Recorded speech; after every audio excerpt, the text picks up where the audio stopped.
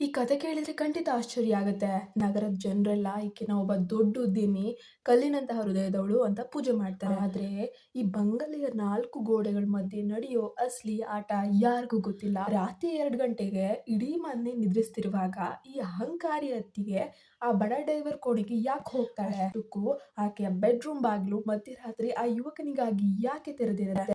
ಹೊರಗಿನ ಜಗತ್ತಿಗೆ ತಾನು ಪತಿವ್ರತೆ ಅಂತ ತೋರಿಸ್ಕೊಳ್ಳೋ ಈ ಹೇಮಾದೇವಿಯ ಅಸಲಿ ಮುಖವಾಡ ಕಳಚೋ ಸಮಯ ಖಂಡಿತ ಬಂದಿದೆ. ಒಂದು ಕಡೆ ಕೋಟ್ಯಾಂತರ ಆಸ್ತಿ, ಇನ್ನೊಂದು ಕಡೆ 10 ವರ್ಷ ಚಿಕ್ಕವನಾದ ಆ ಬಡ ನೌಕರನ ಮೇಲಿನ ಹಸಿವು. ಈ ರಹಸ್ಯ ಹೊರಬಿದ್ರೆ ನಗರದ ಮರ್ಯಾದೆ ಏನಾಗುತ್ತೆ? ಆ ರಾತ್ರಿ ವಿಕಾಸ್ ಮತ್ತು ಹೇಮಾದೇವಿ ನಡುವೆ ನಡೆದ ವಯಸ್ಸಿನ ದಾಹವೋ ಅಥವಾ ಅದಕ್ಕಿಂತ ಘೋರವಾದ ರಹಸ್ಯವೋ?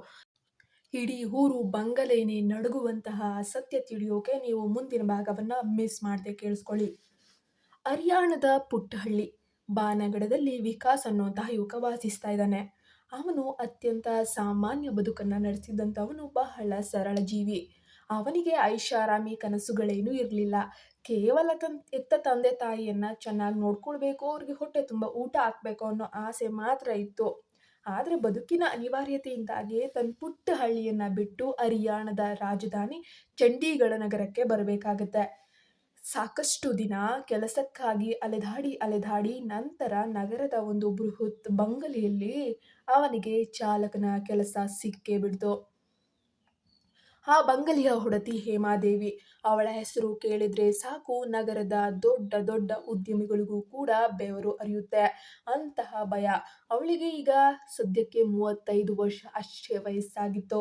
ಆದ್ರೆ ಅವಳ ತುಟಿಯಲ್ಲಿ ಯಾರೊಬ್ಬರು ಒಂದು ಸಣ್ಣ ನಗುವನ್ನು ಸಹ ನೋಡಿರ್ಲಿಲ್ಲ. ಬಂಗಲೆಯ ಹಾಳು ಕಾಳುಗಳೆಲ್ಲರೂ ಕೂಡ ಅವಳನ್ನ ಕಂಡ್ರೆ ಗಡಗಡ ಅಂತ ನಡುಗ್ತಾ ಇದ್ರು. ವಿಕಾಸ್ ಕೆಲಸಕ್ಕೆ ಸೇರಿದ ಮೊದಲ ದಿನವೇ ಉಳಿದ ನೌಕರರು ಅವನಿಗೆ ಎಚ್ಚರಿಕೆ ನೀಡಿದ್ರು.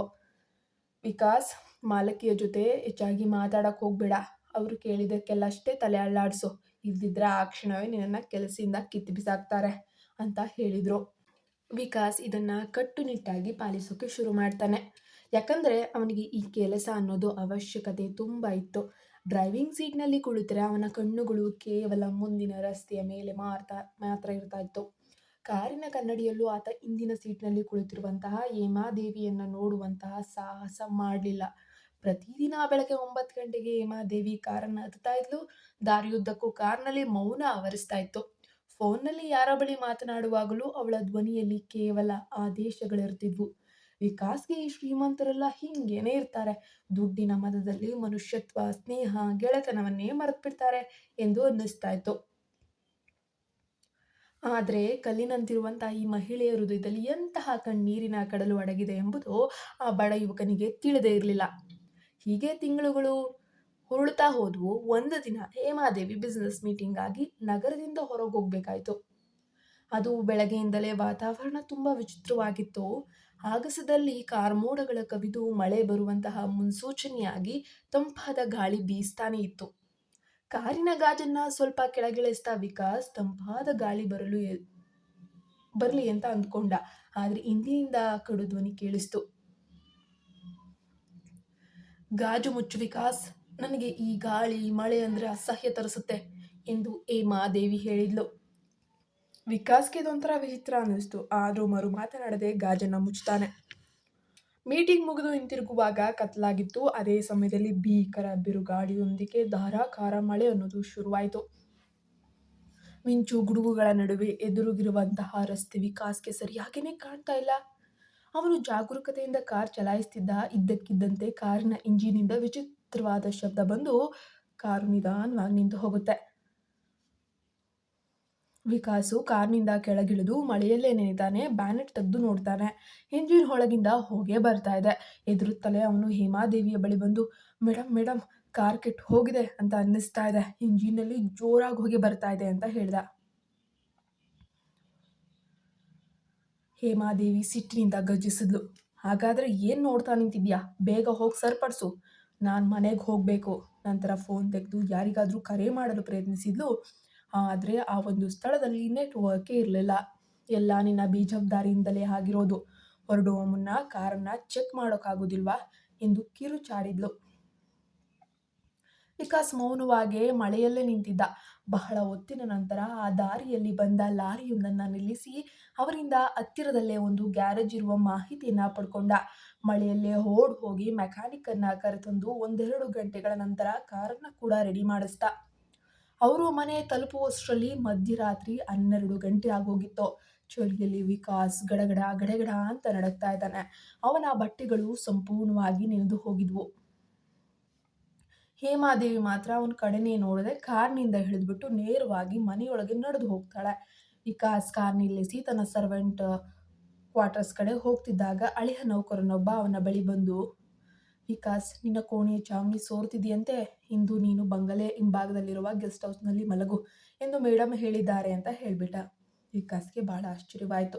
ತನ್ನ ಕೋಣೆ ಸೋರುತ್ತಿರುವುದು ಅವಳಿಗೆ ಹೆಂಗ್ ಗೊತ್ತಾಯ್ತು ಅಂತ ಯೋಚಿಸ್ತಾ ಇದ್ದಾನೆ. ವಿಪರೀತ ಸುಸ್ತಾಗಿದ್ದ ವಿಕಾಸ್ ಬೇಗನೆ ಗೆಸ್ಟ್ ಹೌಸ್ ಸೇರಿ ಬಟ್ಟೆಯನ್ನ ಬದಲಾಯಿಸಿ ಹಾಸಿಗೆಯ ಮೇಲೆ ನಿದ್ರೆಗೆ ಜಾರ್ತಾನೆ. ಆದ್ರೆ ಹೊರಗಿನ ಬಿರುಗಾಳಿ ಮತ್ತೆ ಚಳಿ ಮಳೆ ಇನ್ನೂ ನಿಂತಿಲ್ಲ. ಮಧ್ಯರಾತ್ರಿ 2 ಗಂಟೆಗೆ ವಿಕಾಸ್ಗೆ ಇದ್ದಕ್ಕಿದ್ದಂತೆ ಎಚ್ಚರವಾಯಿತು. ಮಳೆ ಮತ್ತು ಗಾಳಿಯ ಶಬ್ದದ ನಡುವೆ ಯಾರೋ ಬಿಕ್ಕಿ ಬಿಕ್ಕಿ ಅಳುತ್ತಿರುವ ಧ್ವನಿ ಅವನ ಕಿವಿಗೆ ಬೀಳ್ತಾ ಇದೆ. ಮೊದಲು ಅದು ಭ್ರಮೆ ಅಂತ ಅನ್ನಿಸ್ತು, ಹಂಗೆ ಅಂದ್ಕೊಂಡ. ಆದ್ರೆ ಆ ಅಳುವಿನ ಶಬ್ದ ಹೃದಯ ಹಿಂಡುವಂತಿತ್ತು. ಬಂಗಲೆಯಲ್ಲಿ ಹೇಮಾದೇವಿಯನ್ನ ಬಿಟ್ಟರೆ ಬೇರೆ ಯಾರೂ ಇರಲಿಲ್ಲ. ಯಾರಾದ್ರೂ ಕಳ್ಳರು ನುಗ್ಗಿರಬಹುದೇ ಎಂದು ಬೆಚ್ಚಿ ಬಿದ್ದ ವಿಕಾಸ್ ಮೆಲ್ಲನೆ ಎದ್ದು ಗೆಸ್ಟ್ ಹೌಸ್ನಿಂದ ಹೊರಬಂದು ಬಂಗಲೆಯೊಳಗೆ ಪ್ರವೇಶಿಸ್ತಾನೆ. ಅಳುವಿನ ಶಬ್ದ ಮೇಲಿನ ಮಹಡಿಯ ಕೋಣೆಯ ಹಿಂಭಾಗದಿಂದ ಬರ್ತಾ ಇತ್ತು. ಅದು ಹೇಮಾದೇವಿಯ ಬೆಡ್ರೂಮು. ಆ ಬೆಡ್ರೂಮ್ ಕಡೆಗೆ ಕಣ್ಣೆತ್ತಿ ನೋಡುವ ಧೈರ್ಯ ಯಾರಿಗೂ ಇರಲಿಲ್ಲ. ವಿಕಾಸ್ ಒಂದು ಕ್ಷಣ ಹಿಂತಿರುಗಲು ಯೋಚಿಸ್ತಾ ಅಷ್ಟರಲ್ಲಿ ಒಳಗಿನಿಂದ ಯಾವುದೋ ಗಾಜಿನ ವಸ್ತು ಗೋಡೆಗೆ ಬಡಿದು ಹೊಡೆದಂತಹ ಜೋರಾದ ಶಬ್ದ ಕೇಳಿಸ್ತು. ಆ ಶಬ್ದ ಕೇಳಿದ ತಕ್ಷಣ ವಿಕಾಸ್ಗೆ ಸ್ವಲ್ಪ ಆತಂಕ ಅನ್ನೋದು ಹೆಚ್ಚಾಯ್ತು. ಅವನು ಇನ್ನು ಕಾಯದೆ ಬಾಗಿಲನ್ನ ಮೆಲ್ಲಕ್ ತಳೆದ. ಹೊಳಗಿನ ದೃಶ್ಯ ಕಂಡು ವಿಕಾಸ್ ಕಾಲ್ ಕೆಳಗಿನ ಭೂಮಿಯೇ ಸರ್ದಂಗಾಗೋಯ್ತು. ಆ ಬೃಹತ್ ಐಷಾರಾಮಿ ಕೋಣೆಯ ನೆಲದ ಮೇಲೆ ಗಾಜಿನ ಚೂರುಗಳು ಹರಿದಾಡ್ತಾ ಇವೆ. ಗೋಡೆಯ ಬಳಿ ಇಟ್ಟಿದ್ದಂತಹ ಒಂದು ದುಬಾರಿ ಹೂದಾನಿ ಹೊಡೆದು ಚೂರ್ ಚೂರ್ ಆಗೋಗಿದೆ. ಆ ಚೂರುಗಳ ನಡುವೆ ಹಗಲಿನಲ್ಲಿ ಸಿಂಹಿಣಿಯಂತೆ ಗರ್ಜಿಸುತ್ತಿದ್ದಂತಹ ಹೇಮಾದೇವಿ ಕೂದಲು ಕೆದರಿಕೊಂಡು ಸಣ್ಣ ಮಗುವಿನಂತೆ ಬಿಕ್ಕಳಿಸಿ ಅಳುತ್ತಾ ಇದ್ದಾಳೆ. ಅವಳ ಇಡೀ ದೇಹ ನಡುಗ್ತಾ ಇದೆ. ದಿನವಿಡೀ ಎಲ್ಲರ ಮೇಲೂ ಆದೇಶಗಳನ್ನ ಹೊರಡಿಸುವ ಆ ಗಂಭೀರ ಮಹಿಳೆ ಈಗ ಒಬ್ಬ ಅಸಹಾಯಕಿಯಂತೆ ಕುಳಿತು ಅಳುತ್ತಿರುವುದು ಅವನಿಗೆ ನಂಬೋಕೆ ಆಗ್ತಾ ಇಲ್ಲ.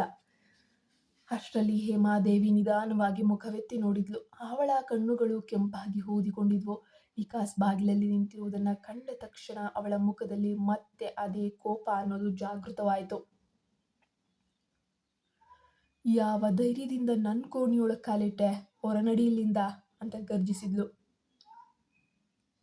ಆದರೆ ವಿಕಾಸ್ ಹಿಂದಿರುಗಲಿಲ್ಲ. ಹೇಮಾದೇವಿಯ ಕೈಯಲ್ಲಿ ನೆತ್ತರು ಸುರಿತಾ ಇತ್ತು. ಹೊಡೆದ ಗಾಜಿನ ಚೂರೊಂದು ಅವಳ ಅಂಗೈಯಲ್ಲಿ ಸೀಳಿತ್ತು. ಮೇಡಮ್, ಮೇಡಮ್, ನಿಮ್ಮ ಕೈಯಿಂದ ರಕ್ತ ಬರ್ತಾ ಇದೆ ಎಂದು ವಿಕಾಸ್ ಕಾಳಜಿಯಿಂದ ಮುಂದೆ ಬಂದ. ನನಗೆ ಇಲ್ಲಿ ಯಾರ ಕನಿಕರ ಬೇಕಾಗಿಲ್ಲ, ತೊಲಗಿಲ್ಲಿಂದ ಎಂದು ಹೇಮಾದೇವಿ ಕೈಯಲ್ಲಿದ್ದ ಮತ್ತೊಂದು ವಸ್ತುವನ್ನ ಅವನ ಮೇಲೆ ಎಸೆದ್ಲು. ಅದು ವಿಕಾಸ್ ಪಕ್ಕದಿಂದ ಹಾದು ಹೋಗಿ ಗೋಡೆಗೆ ಹೋಗ್ಬಿಡಿತು. ಆದ್ರೆ ವಿಕಾಸ್ ವಿಚಲಿತನಾಗ್ಲಿಲ್ಲ. ಆಕೆ ಸ್ಥಿತಿಯನ್ನ ಕಂಡು ಅವನಿಗೆ ಮುರುಕ ಉಂಟಾಯಿತು. ವಿಕಾಸ್ ಅಲ್ಲಿಂದ ಕದಲದೆ ನಿಂತೇ ಇದ್ದ. ಅದನ್ನ ಕಂಡು ಹೇಮಾದೇವಿಯ ಕೋಪ ನಿಧಾನವಾಗಿ ಅಸಹಾಯಕತೆಗೆ ತಿರುಗ್ತು. ಅವಳ ಕೈಯಿದ್ದ ರಕ್ತ ಧಾರೆ ಧಾರೆಯಾಗಿ ಹರಿತಾ ಇತ್ತು. ವಿಕಾಸ್ ಮೆಲ್ಲನೆ ಅವಳ ಬಳಿ ಬಂದು ನೆಲದ ಮೇಲೆ ಬಿದ್ದಿರುವಂತಹ ಒಂದು ಶುದ್ಧವಾದ ಬಿಳಿ ಬಟ್ಟೆಯನ್ನು ಎತ್ಕೊಂಡು ಹೇಮಾದೇವಿ ಅವನನ್ನು ತಡೆಯಲು ಪ್ರಯತ್ನಿಸಿದ್ಲು. ಅವಳಲ್ಲಿ ಶಕ್ತಿಯೇ ಉಳಿದಿಲ್ಲ. ವಿಕಾಸ್ ಅತ್ಯಂತ ಕಾಳಜಿಯಿಂದ ಅವಳ ಮೃದುವಾದ ಕೈಯನ್ನ ಹಿಡಿದು ಆಳವಾದ ಗಾಯಕ್ಕೆ ಬಟ್ಟೆಯನ್ನ ಬಿಗಿಯಾಗಿ ಕಟ್ತಾನೆ. ಗಂಡಸ್ರೇ ಎದುರುವ ಹೇಮಾದೇವಿಗೆ ತನ್ನ ಡ್ರೈವರ್ ತನ್ನ ಕೈ ಹಿಡಿದು ಶುಶ್ರೂಷೆ ಮಾಡ್ತಾ ಇದ್ರು ಏನೂ ಹೇಳಲಾಗ್ಲಿಲ್ಲ. ಅವನ ಸ್ಪರ್ಶದಲ್ಲಿ ಅಧಿಕಾರಕ್ಕಿಂತ ಒಂದು ರೀತಿ ಹೆಚ್ಚಾಗಿ ಒಬ್ಬ ತಾಯಿಯಂತಹ ಅಥವಾ ಆತ್ಮೀಯ ಗೆಳೆಯನಂತಹ ಮಮತೆ ಇತ್ತು. ವಿಕಾಸ್ ಕೋಣೆಯ ಮೂಲೆಯಲ್ಲಿದ್ದಂತಹ ಜಗ್ನಿಂದ ನೀರು ತಂದು ಅವಳ ಮುಂದೆ ಹಿಡಿದ. ಮೊದಲು ನೀರು ಕುಡೀರಿ ಮೇಡಮ್ ಅಂತ ಹೇಳ್ದ. ಅವನ ಧ್ವನಿಯಲ್ಲಿದ್ದ ಆ ಮೃದುತನಕ್ಕೆ ಹೇಮಾದೇವಿ ಸೋತು ಹೋದ್ಲು. ನಡುಗುವ ಕೈಗಳಿಂದ ನೀರು ಕುಡಿದ ಅವಳು ವಿಕಾಸ್ ಸ್ವಲ್ಪ ದೂರದಲ್ಲೇ ನೆಲದ ಮೇಲೆ ಕುಳಿತುಕೊಂಡಿದ್ದನ್ನ ನೋಡಿದ್ಲು. ಈ ಸಮಯದಲ್ಲಿ ಮಾತುಗಳಿಗಿಂತ ಹೆಚ್ಚಾಗಿ ತನ್ನ ಜೊತೆ ಒಬ್ಬರು ಇದ್ದಾರೆ ಅನ್ನುವಂತಹ ಭರವಸೆ ಅವಳಿಗೆ ಬೇಕಿತ್ತು. ಸ್ವಲ್ಪ ಹೊತ್ತಿನ ನಂತರ ಅವಳು ಮೌನ ಮುರಿದು ಮಾತನಾಡತೊಡಗಿದ್ಲು. ನೀನು ಯೋಚಿಸುತ್ತಿರಬಹುದು ವಿಕಾಸ್, ನಾನು ಎಷ್ಟು ಕೆಟ್ಟವಳು ಅಂತ, ಯಾವಾಗಲೂ ಎಲ್ಲರ ಮೇಲೂ ಕೂಡ ಕಿರಿಸ್ತೇನೆ ಅಂತ. ಆದರೆ ನಾನು ಯಾವತ್ತೂ ಹೀಗೆ ಇರಲಿಲ್ಲ. ಆ ಸಮಾಜ ಮತ್ತು ನನ್ನ ಜೀವನ ಘಟನೆಗಳು ನನ್ನನ್ನು ಕಲ್ಲಾಗಿ ಮಾಡಿವೆ ಅಂತ ಬಿಕ್ಕಳಿಸ್ತಾ ಇದ್ಲು. ಹೇಮಾದೇವಿ ತನ್ನ ಕರಾಳ ದಿನಗಳನ್ನು ನೆನಪಿಸಿಕೊಂಡ್ಳು. ಸಣ್ಣ ವಯಸ್ಸಿನಲ್ಲೇ ಅವಳಿಗೆ ಒಬ್ಬ ಶ್ರೀಮಂತ ಉದ್ಯಮಿಯ ಜೊತೆ ಮದುವೆ ಕೂಡ ಮಾಡಿಕೊಳ್ಳಲಾಗುತ್ತೆ. ಆದರೆ ಅವಳಿಗೆ ಸಿಕ್ಕಿದ್ದು ಸುಖವಲ್ಲ, ನರಕ. ಆಕೆಯ ಪತಿಗೆ ಹೇಮಾದೇವಿ ಒಂದು ಕೇವಲ ಪ್ರದರ್ಶನದ ವಸ್ತುವಾಗಿದ್ಲು. 4 ಗೋಡೆಗಳ ನಡುವೆ ಅವನು ಅವಳನ್ನ ಕಾಲು ಕಸದಂತೆ ಕಾಣ್ತಾ ಇದ್ದ. ಕುಡಿದು ಬಂದು ಕಾರಣವಿಲ್ಲದೆ ಬೈತಿದ್ದ, ಹೊಡಿತಿದ್ದ, ಸೈಕೋನಂತೆ ವರ್ತಿಸ್ತಿದ್ದ. ಹೊರಗಿನ ಜಗತ್ತಿಗೆ ಅವಳು ದೊಡ್ಡ ಬಂಗಲೆಯ ಹೊಡತಿ ಸುಂದರಿ. ಆದರೆ ಒಳಗಿನ ಬದುಕಿನಲ್ಲಿ ಅವಳು ಕಿರಿಚಿದ್ರು ಕೇಳಿಸಿಕೊಳ್ಳೋರೆ ಯಾರಿಲ್ಲ. ತಂದೆ ತಾಯಿಗೆ ಹೇಳೋಣವೆಂದರೆ ಬಾಯಿ ತೆರೆದರೆ ನಿನ್ನ ಹೆತ್ತವರನ್ನೇ ಬಿಡೋದಿಲ್ಲ ಅಂತ ಅವನು ಬೆದರಿಸ್ತಿದ್ದ. ಈ ಕಿರುಕುಳ ವರ್ಷಗಳ ಕಾಲ ನಡೀತು. ಆದರೆ ಒಂದು ದಿನ ಆಕೆಯ ಪತಿ ಕಾರು ಅಪಘಾತದಲ್ಲಿ ತೀರ್ಕೊಂಡಾಗ ಹೇಮಾದೇವಿಗೆ ಜೈಲಿನಿಂದ ಬಿಡುಗಡೆಯಾದಂತಹ ಅನುಭವ ಆಗುತ್ತೆ. ಆದರೆ ನೆಮ್ಮದಿ ಹೆಚ್ಚು ದಿನ ಇರಲಿಲ್ಲ. ಕೆಲವು ದಿನಗಳಲ್ಲೇ ಆಕೆಯ ತಂದೆ ತಾಯಿ ಕೂಡ ಅಪಘಾತದೊಂದಿಗೆ ತೀರ್ಕೊಳ್ತಾರೆ. ಆ ಕ್ಷಣದಲ್ಲಿ ಅವಳು ಸಂಪೂರ್ಣ ಒಂಟಿಯಾದ್ಲು. ಪತಿಯ ಒಂದು ಸಂಬಂಧಿಕರ ಆಸ್ತಿಗಾಗಿ ಅವಳನ್ನ ಹುಚ್ಚಿ ಎಂದು ಸಾಬೀತು ಮಾಡಲು ಸಂಚನ್ನು ರೂಪಿಸ್ತಾರೆ. ಆ ತೋಳಗಳ ನಡುವೆ ಬದುಕಲು ಹೇಮಾದೇವಿ ಬದಲಾಗಲೇಬೇಕಾಯಿತು. ತನ್ನನ್ನು ಕಾಪಾಡಿಕೊಳ್ಳಲು ಅವಳು ಗಂಭೀರತೆಯ ಮುಖವಾಡವನ್ನೇ ಧರಿಸಿದ್ಲು. ಜನರಿಗೆ ನಾನು ಕಠಿಣವಾಗಿದ್ದೇನೆ ಅಂತ ಅನ್ನಿಸ್ಬಹುದು ವಿಕಾಸ್, ಆದರೆ ಪ್ರತಿ ರಾತ್ರಿ ಆ ದೊಡ್ಡ ಬಂಗಲೆಯಲ್ಲಿ ನಾನು ಒಬ್ಬಳೇ ಇದ್ದಾಗ ಮನುಷ್ಯಳೇ ಅಲ್ಲ ಅಂತ ಅನಿಸ್ತದೆ. ಈ ಒಂಟಿತನ ನನ್ನ ಸುಡ್ತಾ ಇದೆ ಅಂತ ಹೇಳಿ ಮತ್ತೆ ಅವಳು ಅಳಲು ಆರಂಭಿಸ್ತಾಳೆ. ವಿಕಾಸ್ಗೆ ಅವಳ ಮಾತನ್ನ ಕೇಳಿ ನಿಜವಾಗ್ಲೂ ಕಣ್ಣೀರು ಬಂತು. ಇಷ್ಟು ದಿನ ಕಲ್ಲು ಅಂತ ಅನ್ಕೊಂಡಿರುವಂತಹ ಮಹಿಳೆಯಿಂದ ಇಂತಹ ನೋವಿನ ಸಾಗರನೇ ಇದೆ ಅಂತ ಅವನು ಖಂಡಿತ ಊಹೆ ಮಾಡೇ ಇರಲಿಲ್ಲ. ಅವನು ನಿಧಾನವಾಗಿ ಮುಂದೆ ಬಂದು ಅವಳ ತಲೆಯ ಮೇಲೆ ಕೈ ಇಟ್ಟು, ನೀವು ಒಂಟಿ ಅಲ್ಲ ಮೇಡಮ್, ನಿಮ್ಮ ಜೊತೆ ನಾನಿದ್ದೀನಿ ಅಂತ ಧೈರ್ಯ ಹೇಳ್ದ. ಆ ಮಾತು ಕೇಳಿದ ತಕ್ಷಣ ಹೇಮಾದೇವಿ ತನ್ನ ತಲೆಯನ್ನ ವಿಕಾಸ್ ಭುಜದ ಮೇಲೆ ಇಟ್ಟು ತನ್ನ ಇಡೀ ವರ್ಷಗಳ ನೋವನ್ನ ಕಣ್ಣೀರಿನ ರೂಪದಲ್ಲಿ ಹೊರಹಾಕಕ್ಕೆ ಶುರು ಮಾಡ್ತಾಳೆ. ಆ ರಾತ್ರಿ ಮಾಲತಿ ಮತ್ತು ನೌಕರ ಎನ್ನುವ ಗೋಡೆಗಳು ಕಳಚಿ ಬೀಳ್ತವೆ. ಬೆಳಗ್ಗೆ ಆದಾಗ ಮಳೆ ಕೂಡ ನಿಂತಿರುತ್ತೆ. ಹೇಮಾದೇವಿಗೆ ರಾತ್ರಿಯ ಘಟನೆ ನೆನಪಾಗಿ ತಕ್ಷಣ ವಿಕಾಸ್ ಭುಜದಿಂದ ಹಿಂದೆ ಸರಿತಾಳೆ. ಮತ್ತೆ ಅದೇ ಹಳೆಯ ಗಂಭೀರ ರೂಪಕ್ಕೆ ಮರಳದ್ಲು ಅವಳು. ವಿಕಾಸ್, ನೀನೀಗ ಹೋಗಬಹುದು, ಆದರೆ ನೆನಪಿಲ್ಲಿ, ರಾತ್ರಿ ನಮ್ಮಿಬ್ಬರ ನಡುವೆ ನಡೆದದ್ದು ಇಲ್ಲಿಗೆ ಮುಗಿಬೇಕು. ಯಾರ ಮುಂದೆಯೂ ಇದು ಚರ್ಚೆಯಾಗಬಾರ್ದು. ಇದನ್ನ ಮರೆತುಬಿಡು ಎಂದು ಕಟ್ಟುನಿಟ್ಟಾಗಿ ಹೇಳ್ತಾಳೆ. ವಿಕಾಸ್ ಗೌರವದಿಂದ ತಲೆಬಾಗಿ ಅಲ್ಲಿಂದ ಹೊರಬಂದ. ಆದರೆ ಅಂದಿನಿಂದ ಅವರಿಬ್ಬರ ಬಂಧಕ್ಕೆ ಹೊಸ ಅರ್ಥ ಅನ್ನೋದು ಸಿಗ್ತಾ ಹೋಗುತ್ತೆ. ವಿಕಾಸ್ಗೆ ಈಗ ಅವಳ ಸಿಟ್ಟಿನ ಹಿಂದಿರುವಂತಹ ಒಂಟಿತನ ಅರ್ಥವಾಗಕ್ಕೆ ಶುರುವಾಗುತ್ತೆ. ಅವನು ಮೌನವಾಗಿ ಅವಳನ್ನ ಕಣ್ಣಿನ ರೆಪ್ಪೆಯಂತೆ ಕಾಪಾಡತೊಡಗಿದ್ದ. ಅವಳಿಗೆ ಆಫೀಸ್ನಲ್ಲಿ ತಡವಾದರೆ ವಿಕಾಸ್ ಊಟ ಮಾಡದೆ ಅವಳಿಗೋಸ್ಕರ ಕಾಯ್ತಾ ಇದ್ದ. ಆದರೆ ಈ ಬದಲಾವಣೆಯನ್ನ ಹೇಮಾದೇವಿಯ ಮೈದುನ ರಾಜೀವ್ ಗಮನಿಸ್ತಾನೆ ಇದ್ದಾನೆ. ಅವನು ಅತ್ಯಂತ ಕುತಂತ್ರಿ, ಕೆಟ್ಟ, ನೀಚ ಮನುಷ್ಯನಾಗಿದ್ದ. ಹೇಮಾದೇವಿ ಮತ್ತು ಡ್ರೈವರ್ ವಿಕಾಸ್ ನಡುವೆ ಏನೋ ನಡೀತಾ ಇದೆ. ಇಂದು ನಗರದಾದ್ಯಂತ ಸುಳ್ಳು ವದಂತಿಯನ್ನ ಹಬ್ಬಿಸೋಕೆ ಶುರು ಮಾಡ್ದ. ಒಂದಿನ ಕಂಪನಿಯ ದೊಡ್ಡ ಮೀಟಿಂಗ್ ನಡೀತಿರುವಾಗ ರಾಜೀವ್ ಎಲ್ಲರ ಮುಂದೆ ಎದ್ದು ನಿಂತು ಹೇಮಾದೇವಿಯನ್ನ ತುಂಬಾ ಚೆನ್ನಾಗಿ ಅವಮಾನಿಸ್ಬಿಟ್ಟ. ನಮ್ಮ ಕುಟುಂಬದ ಮರ್ಯಾದೆಯನ್ನೇ ಕಳೆದ ಹೋಕೆ ಒಬ್ಬ ಡ್ರೈವರ್ ಜೊತೆ ಸುತ್ತಾಡ್ತಾ ಇದೆಯಾ? ನಿನಗೆ ಈಗ ಗಂಡ ಬೇಕೆ? ನಿನಗೆ ಮರ್ಯಾದೆ ಇದ್ದರೆ ನಿನ್ನ ಪಾಲಿನ ಆಸ್ತಿ ಬಿಟ್ಟು ಇಲ್ಲಿಂದ ತೊಲಗಿ ಹೋಗು ಅಂತ ಕೂಗಾಡ್ತಾನೆ. ಎಲ್ಲರ ಮುಂದೆ ಆದ ಅವಮಾನಕ್ಕೆ ಹೇಮಾದೇವಿ ಉತ್ತರ ಕೊಡಲಾಗದೆ ಕಣ್ಣೀರನ್ನ ಹಾಕುತ್ತಾ ಅಲ್ಲಿಂದ ಹೊರ ಬರ್ತಾಳೆ. ಮೀಟಿಂಗ್ನಲ್ಲಿ ಆದ ಅವಮಾನದಿಂದ ಹೇಮಾದೇವಿ ಸಂಪೂರ್ಣವಾಗಿ ಕುಸಿದು ಹೋಗಿದ್ದಾಳೆ. ಅವಳು ತನ್ನ ಕೋಣೆಯೊಳಗೆ ಸೇರಿ ಬಾಗಿಲನ್ನು ಹಾಕೊಂಡ್ಲು. ಹೊರಗೆ ರಾಜೀವ್ ತನ್ನ ಕುತಂತ್ರದ ಜಾಲವನ್ನ ಇನ್ನೂ ಬಿಗಿಗೊಳಿಸ್ತಾ ಇದ್ದ. ಅಂದು ರಾತ್ರಿ ಅವನು ಕುಡಿದ ಮತ್ತಿನಲ್ಲಿ ತನ್ನ ಕೆಲವು ಗೂಂಡಾಗಳೊಂದಿಗೆ ಬಂಗಲೆಗೆ ನುಗ್ಗಿದ್ದ. ಆಸ್ತಿ ಪತ್ರಗಳಿಗೆ ಹೇಮಾದೇವಿಯಿಂದ ಬಲವಂತವಾಗಿ ಸಹಿ ಹಾಕೊಳ್ಳುವುದು ಅವನ ಸಂಚಾಗಿತ್ತು. ಬಂಗಲೆಯಲ್ಲಿದ್ದ ಕೆಲಸದವರೆಲ್ಲರೂ ಕೂಡ ರಾಜೀವ್ನ ಗೂಂಡಾಗಳನ್ನ ಕಂಡು ಭಯದಿಂದ ಓಡ್ ಹೋಗ್ತಾ ಇದ್ರು. ಆದರೆ ವಿಕಾಸ್ ಮಾತ್ರ ಅಲ್ಲಿಯೇ ಇದ್ದ. ರಾಜೀವ್ ಹೇಮಾದೇವಿಯ ಕೋಣೆಯ ಬಾಗಿಲನ್ನ ಜೋರಾಗಿ ಊದುತ್ತಾ, ಹೊರಗೆ ಬಾ ಹೇಮಾ, ನಿನ್ನ ಡ್ರೈವರ್ ಈಗ ನಿನ್ನನ್ನು ಉಳಿಸಲು ಬರೋದೇ ಇಲ್ಲ, ಮರ್ಯಾದೆಯಿಂದ ಆಸ್ತಿಗೆ ಸಹಿ ಹಾಕ್ಬಿಡು ಅಂತ ಅಬ್ಬರಿಸೋಕೆ ಶುರು ಮಾಡ್ತಾನೆ. ಅಷ್ಟರಲ್ಲಿ ಅವನ ಹಿಂದೆ ವಿಕಾಸ್ ಬಂದು ನಿಂತ್ಕೊಂಡ. ಅವನ ಕೈಯಲ್ಲಿ ದಪ್ಪನೆಯ ದೊಣ್ಣೆ ಇತ್ತು. ಕಣ್ಣುಗಳಲ್ಲಿ ಸಿಟ್ಟಿನ ಜ್ವಾಲೆ ಎದ್ದು ಕಾಣ್ತಾ ಇತ್ತು. ನಾನು ನನ್ನ ಮೇಡಮ್ನ ತಂಟೆಗೆ ಬಂದ್ರೆ ಸುಮ್ಮನೆ ಬಿಡೋದೇ ಇಲ್ಲ ಎಂದು ವಿಕಾಸ್ ಗರ್ಜಿಸ್ತ. ಇದನ್ನ ಕಂಡು ರಾಜು ನಗುತ್ತಾ ತನ್ನ ಗೂಂಡಾಗಳಿಗೆ ಸನ್ನೆ ಮಾಡ್ತಾನೆ. 5-6 ಜನ ಗೂಂಡಾಗಳು ಒಮ್ಮೆಗೆ ವಿಕಾಸ್ ಮೇಲೆ ಮುಗಿ ಬೀಳ್ತಾರೆ. ವಿಕಾಸ್ ಒಬ್ಬನೇ ಅವರ ವಿರುದ್ಧ ಚೆನ್ನಾಗಿ ಹೋರಾಡಿದ್ರು ಅವರ ಸಂಖ್ಯೆ ಹೆಚ್ಚಿದ್ರಿಂದ ಅವನಿಗೂ ತೀವ್ರವಾದ ಪೆಟ್ಟುಗಳು, ಗಾಯಗಳು ಆಗ್ತವೆ. ರಕ್ತದ ಮಡುವಿನಲ್ಲಿ ವಿಕಾಸ್ ನೆಲಕ್ಕೆ ಬಿದ್ದರೂ ರಾಜೀವ್ ಅವನಿಗೆ ಒದೆಯುವುದನ್ನ ಮಾತ್ರ ನಿಲ್ಲಿಸಲೇ ಇಲ್ಲ. ಕೋಣೆಯೊಳಗಿದ್ದ ಹೇಮಾದೇವಿಗೆ ವಿಕಾಸ್ ತನ್ನ ರಳಾಟ ಕೇಳಿಸಿದಾಗ ಅವಳಲ್ಲಿದ್ದ ಭಯ ಮಾಯವಾಗಿ ಕೋಪ ಅನ್ನೋದು ಉಕ್ಕಿ ಬಂತು. ತನಗಾಗಿ ಒಬ್ಬ ಬಡ ಯುವಕ ಪ್ರಾಣವನ್ನೇ ಪಣಕ್ಕಿಟ್ಟಿದ್ದಾನೆ ಎಂಬ ಅರಿವು ಅವಳಿಗೆ ಆ ಕ್ಷಣದಲ್ಲಿ ಶಕ್ತಿ ನೀಡುತ್ತೆ.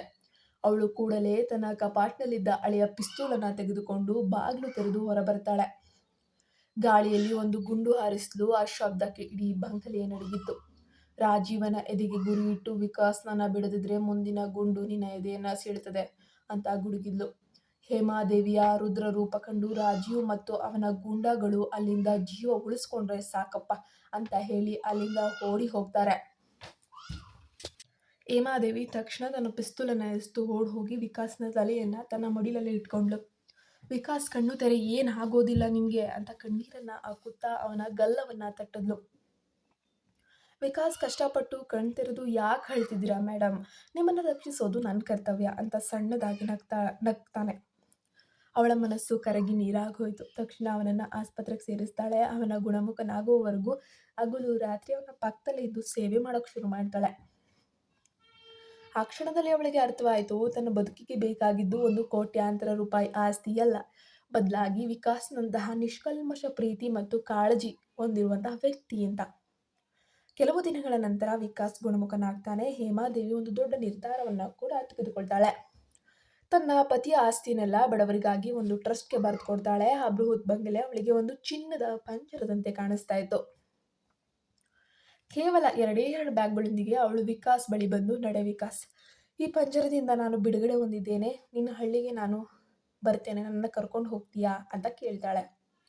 ವಿಕಾಸ್ಗೆ ತನ್ನ ಕಣ್ಣುಗಳನ್ನ ತಾನೇ ನಂಬಲಾಗ್ಲಿಲ್ಲ. ಅವಳು ತನ್ನ ಸರ್ವಸ್ವವನ್ನ ಅವನಿಗಾಗಿ ತ್ಯಜಿಸಿದ್ಲು. ಅವರಿಬ್ಬರು ಚಂಡೀಗಢವನ್ನೇ ಬಿಟ್ಟು ವಿಕಾಸ್ನ ಹಳ್ಳಿ ಬಾನಂಗಡಕ್ಕೆ ಬಂದಿದ್ರು. ಕಾರಿನ ಗಾಜು ಕೆಳಗಿಳಿಸಲಾಗಿತ್ತು. ತಂಪಾದ ಗಾಳಿ ಹೇಮಾದೇವಿಯ ಮುಖವನ್ನ ಮೃದುವಾಗಿ ಸೋಕ್ತಾ ಇತ್ತು. ಈ ಬಾರಿ ಅವಳು ಗಾಜನ್ನ ಮುಚ್ಚೋಕೆ ಹೇಳಲೇ ಇಲ್ಲ, ಬದಲಾಗಿ ಆ ಸುಂದರವಾದ ಪ್ರಕೃತಿಯ ಸೌಂದರ್ಯವನ್ನ ಆಸ್ವಾದಿಸ್ತಾ ಇದ್ಲು. ಹಳ್ಳಿಯ ಪುಟ್ಟ ಮನೆಯ ಮುಂದೆ ನಿಂತಾಗ ವಿಕಾಸ್ನ ತಂದೆ ತಾಯಿ ತುಂಬಾ ಆಶ್ಚರ್ಯ ಪಡ್ತಾರೆ. ವಿಕಾಸ್ ಅವರಿಗೆ ನಡೆದಂತಹ ಎಲ್ಲಾ ಘಟನೆಗಳನ್ನ ವಿವರಿಸ್ತಾನೆ. ಅವರಿಬ್ಬರ ನಡುವೆ 10 ವರ್ಷಗಳ ವಯಸ್ಸಿನ ಅಂತರವಿದ್ರೂ ಕೂಡ ಅವರ ಮನಸ್ಸುಗಳು ಮತ್ತೆ ಒಂದಾಗಿದ್ವು. ವಿಕಾಸ್ನ ತಂದೆ ತಾಯಿ ಅವರ ಪ್ರೀತಿಯನ್ನ ಮತ್ತೊಮ್ಮೆ ಒಪ್ಕೊಂಡ್ರು. ಕೆಲವೇ ದಿನಗಳಲ್ಲಿ ಹಳ್ಳಿಯ ಶಿವನ ದೇವಸ್ಥಾನದಲ್ಲಿ ಅತ್ಯಂತ ಸರಳವಾಗಿ ಅವರ ಮದುವೆ ಕೂಡ ನಡೆದಿತ್ತು. ಸಿರಿತನದ ಅಹಂಕಾರ ಮತ್ತು ಒಂಟಿತನದ ನೋವಿನಲ್ಲಿದ್ದಂತಹ ಹೇಮಾದೇವಿ ಈಗ ಹಳ್ಳಿಯ ಬದುಕಿನಲ್ಲಿ ಒಬ್ಬ ಸಾಮಾನ್ಯ ಮಹಿಳೆ ರೀತಿ ಹೆಣ್ಣಾಗಿ ನಿಜವಾದ ಸುಖವನ್ನ ಕಂಡುಕೊಳ್ತಾಳೆ. ಜೀವನದಲ್ಲಿ ಎಷ್ಟೇ ಕತ್ಲೆ ಇದ್ರೂ ಕೂಡ ಸರಿಯಾದ ವ್ಯಕ್ತಿಯ ಸಾಂಗತ್ಯ ಸಿಕ್ಕರೆ ಖಂಡಿತ ಬದುಕು ಹಸನಾಗ್ತದೆ ಎಂಬುದು ಅವಳಿಗೆ ಆಗ ಅರಿವಾಗಿತ್ತು. ಈ ಕಥೆ ಬಗ್ಗೆ ನಿಮ್ಮ ಅಭಿಪ್ರಾಯವೇನು? ದಯವಿಟ್ಟು ಕಮೆಂಟ್ ಬಾಕ್ಸ್ನಲ್ಲಿ ತಿಳಿಸೋದು ಮರಿಬೇಡಿ. ತಕ್ಷಣ ಸಬ್ಸ್ಕ್ರೈಬ್ ಆಗಿ ಪಕ್ಕದಲ್ಲಿ ಕಾಣೋ ಬೆಲ್ ಐಕಾನ್ ಪ್ರೆಸ್ ಮಾಡಿ. ಇಂತಹ 106 ಕಥೆಗಳು ನಮ್ಮ ಯೂಟ್ಯೂಬ್ ಚಾನಲಲ್ಲಿ ಇದೆ. ದಯವಿಟ್ಟು ನೀವು ಒಮ್ಮೆ ಚೆಕ್ಔಟ್ ಮಾಡಿ. ಪ್ಲೀಸ್ ಸಬ್ಸ್ಕ್ರೈಬ್ ಆಗಿ. 1 ಸೆಕೆಂಡ್ ಸ್ಟಾಪ್ ಮಾಡಬೇಡಿ. ಈ ಕಥೆಯ ಮುಂದಿನ ಭಾಗ ನಿಮಗೆ ಸಿಗೋದೇ ಇಲ್ಲ. ಸ್ನೇಹಿತರೆ, ನಿಮಗೆ ಈ ಕಥೆ ಇಷ್ಟವಾಗಿದ್ರೆ ತಪ್ಪದೆ ಲೈಕ್ ಮಾಡಿ. ಇಂತಹ ಇನ್ನಷ್ಟು ರೋಚಕ ಕಥೆಗಳು ಮಿಸ್ ಆಗಬಾರ್ದು ಅಂದರೆ ನಮ್ಮ ಚಾನಲ್ನ ಸಬ್ಸ್ಕ್ರೈಬ್ ಮಾಡಿಟ್ಕೊಳ್ಳಿ.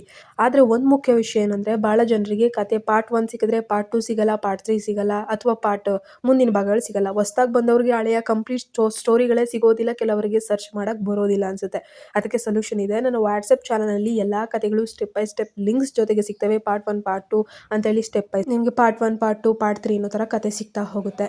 ನಾನು ಇದೇ ಕಥೆನ ವೆಬ್ಸೈಟಲ್ಲಿ ಕೂಡ ಹಾಕ್ತೀನಿ. ಆದರೆ 1 ದಿನ ಅಥವಾ 2 ದಿನ ಮುಂಚಿತವಾಗಿ ನೀವು ಮುಂದಿನ ಭಾಗಗಳನ್ನು ಓದ್ಬೋದು. ಆದ್ದರಿಂದ ಈಗಲೇ ಲಿಂಕ್ ಅಥವಾ QR ಕೋಡನ್ನು ಬಳಸಿ ನಮ್ಮ ವಾಟ್ಸಪ್ ಚಾನಲ್ಗೆ ಜಾಯ್ನ್ ಆಗಿ. ಈಗಲೇ ಸ್ಕ್ರೀನ್ಶಾಟ್ ತೊಗೊಳ್ಳಿ, ನಿಮ್ಮ ವಾಟ್ಸಪ್ಗೆ ಹೋಗಿ ಸ್ಕ್ಯಾನ್ ಮಾಡ್ಕೊಳ್ಳಿ. ಪ್ರತಿದಿನ ಹೊಸ ಕಥೆಗಳು, ಯಾವುದೇ ಪಾರ್ಟ್ ಮಿಸ್ ಆಗದೆ ಇರೋಂಗೆ ನಿಮ್ಮ ಕೈ ಸಿಗುತ್ತೆ. ಜಾಯ್ನ್ ಆಗಿ ಎಂಜಾಯ್ ಮಾಡಿ. ಸ್ಟೋರಿ ಮಿಸ್ ಆಗೋದು ಬೇಡ ಅಲ್ವಾ?